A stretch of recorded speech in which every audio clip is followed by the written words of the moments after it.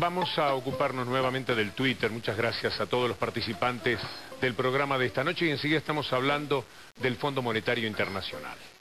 Bueno, aquí tenemos algunos, Víctor Hugo. Diego Guelar tuiteó: el esclarecimiento del caso y el castigo a los culpables va a ayudar a terminar con estos episodios. Por su parte, Roy Cortina en @BDL, Víctor Hugo tuiteó: qué terrible que los que luchaban en contra de la tercerización hayan sido asesinados por represión tercerizada desde un gremio. Y por su parte, Carla Chudnovsky tuiteó: claramente fue una emboscada, la nota lo demuestra, qué vergüenza. Estamos en vivo con nuestros invitados en el Twitter en @BDL, Víctor Hugo. He leído estos días apasionadamente el libro de Pacho O'Donnell, La gran epopeya, el combate de la vuelta de obligado, que me permite ver cómo desde el fondo mismo de la historia, episodios de 1845, muestran a tantas personas de esta América que siempre juegan para los de afuera, que siempre están preocupados de la gran imagen que el país tiene que darles a quienes siempre le han sacado ventaja a todos aquellos países donde han intervenido. Estoy hablando del Fondo Monetario Internacional. ¿Pueden creer que al cabo de 2 días de reuniones, los jefes del Fondo Monetario, con Strauss-Kahn al frente, y los banqueros que integran el fondo, dijeron que van a hacer una profunda reforma? Por un lado uno puede decir, era hora, ¿no?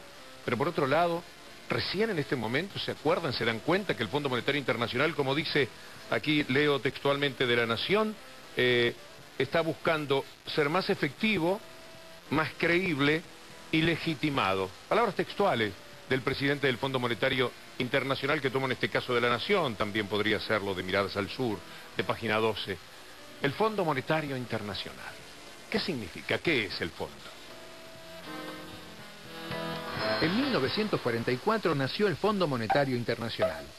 Tenía entre sus objetivos otorgar créditos para sus miembros y la expansión de sus economías. Los propósitos iniciales se alteraron y el FMI se transformó en el encargado de imponer las políticas económicas a los países en vías de desarrollo. Las mismas, de corte neoliberal, se basaron en el ajuste constante, como pasó con la crisis de la deuda externa en 1982 en América Latina. Argentina tocó fondo en diciembre de 2001.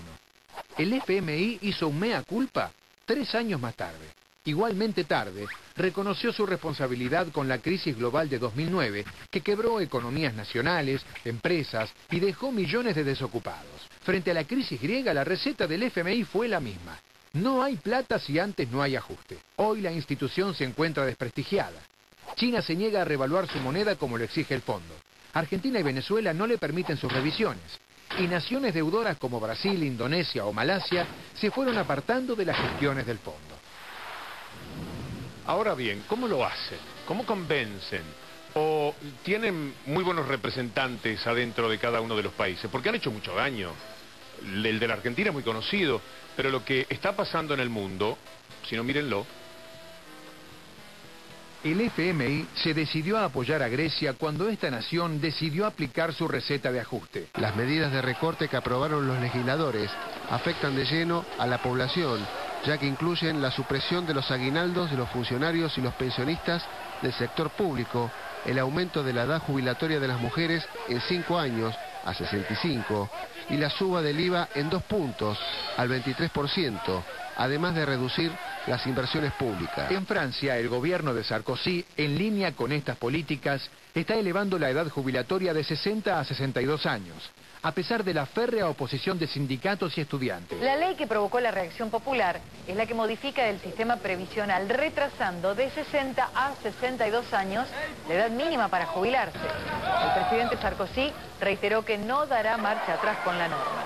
En toda Europa, el FMI deja sentir su influencia y algunos lo agradecen, como Zapatero en España. Reformas, estabilidad, confianza y un profundo agradecimiento por todos los consejos, las sugerencias y las reflexiones que siempre que escucho al director del Fondo Monetario Internacional, a Dominique Strauss-Kahn, me parecen de las más sugerentes que escucho, y ya se pueden imaginar que sobre economía y sobre perspectivas económicas escucho muchísimas opiniones, especialmente en los 2 últimos años.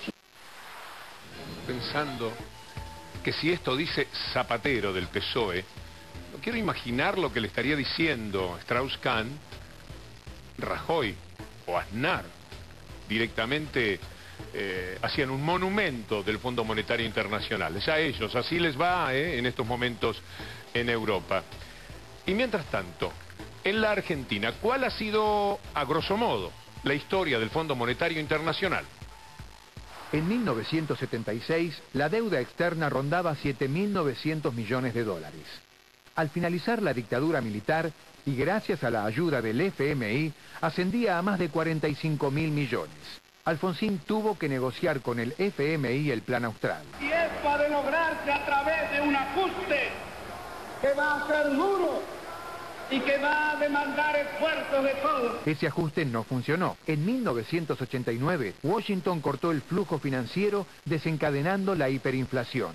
Con Menem, Argentina intensificó sus amores con el FMI y Estados Unidos. God bless you, Mr. President. God bless your country. And God bless our America. Muchísimas gracias. En 1991, se aprobó la Ley de Convertibilidad, el 1 a 1 de Domingo Cavallo. El Austral, de acuerdo a este proyecto de ley del Poder Ejecutivo, va a ser canjeado por dólares a razón de 10.000 australes por dólar. Otra exigencia de la comunidad financiera internacional fue la fiebre de la privatización, que entregó más de 400 empresas públicas. Nada de lo que deba ser estatal permanecerá en manos del Estado. Durante el gobierno de la Rúa, el fondo exigió la ley de flexibilización laboral y a cambio ofreció el megacanje por el cual prestó 29.000 millones de dólares, que aumentaron la deuda externa en otros 40.000 millones de dólares. Después de un año de hacer lo que había que hacer, logramos el blindaje. Un escudo financiero único en la historia de nuestro país que protegerá a nuestra economía de cualquier riesgo. Déficit, recesión, mezquindad política, pesimistas, sindicalistas que paran el país y falsos piqueteros que lucran con las necesidades de la gente. Ahora nadie nos puede robar el sueño de una nueva Argentina. Sin riesgos, la Argentina crece. A cambio de autorizar el canje, el fondo envió un representante a controlar las cuentas del Ministerio de Economía. Es una figura muy importante dentro del Fondo Monetario, a tal punto que va a depender directamente del director gerente del Fondo Monetario, Kurt Keller, y es un especialista en crisis. Todos sabemos cómo terminó: corralito y crisis. Le decimos al señor Rucau y a De la Rúa si ellos pueden vivir con este sueldo. ¡Este es el sueldo de los docentes! La gestión semanal de Rodríguez Saá dejó un recuerdo insoslayable. En primer lugar, anuncio que el Estado argentino suspenderá el pago de la deuda externa.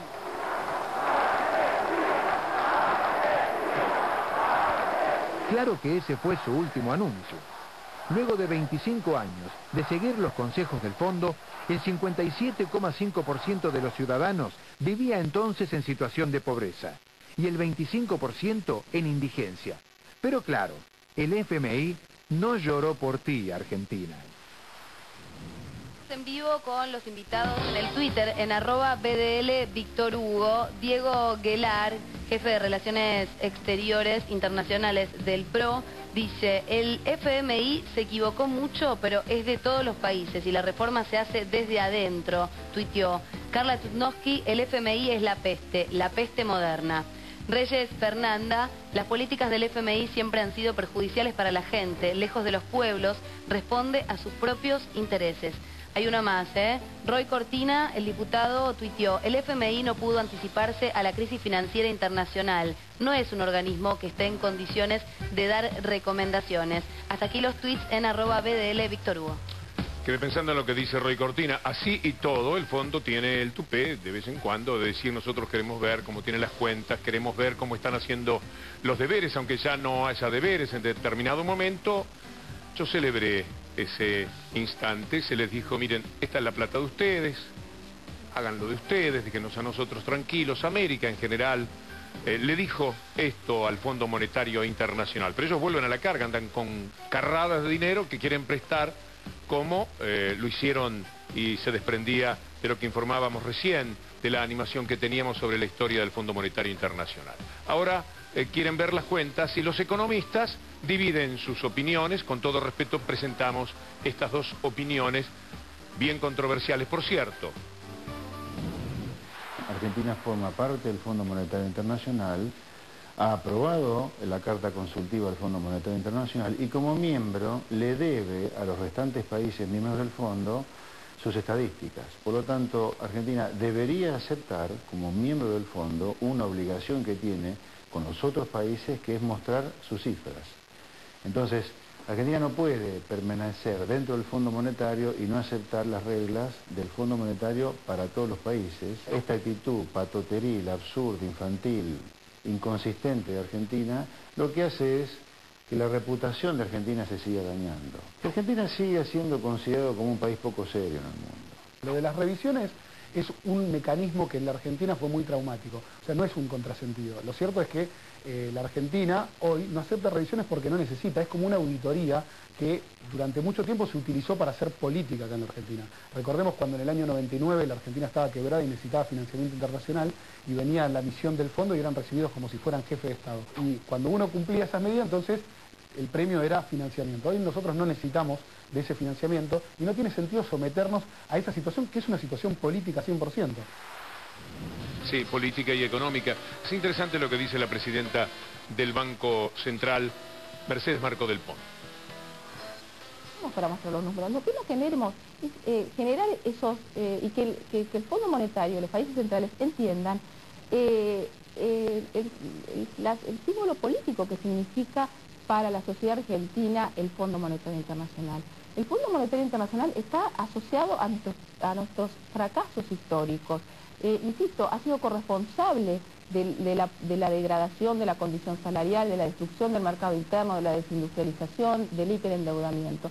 Entonces, lo que la Argentina está planteando es que no quiere que venga el fondo, arme un circo y se utilice políticamente nuevamente para desprestigiar o para desprestigiar o para atacar al gobierno, porque sabemos que desde la mirada del Fondo Monetario, insisto, lo que está haciendo la Argentina no les gusta. Nosotros le podemos decir al fondo que hoy lo que está recomendando para otros países que están en situaciones muy difíciles y muy débiles, fueron las mismas políticas que nos recomendaron a nosotros y nos llevaron a la crisis más grande de nuestra historia.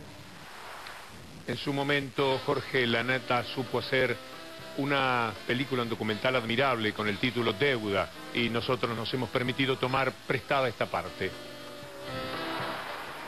Se hacen cargo del gobierno a fin de llevar a cabo el proceso de reorganización nacional.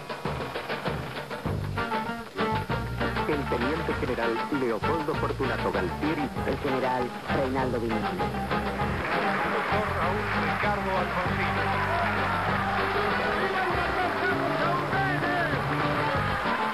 Don Fernando de la Rúa.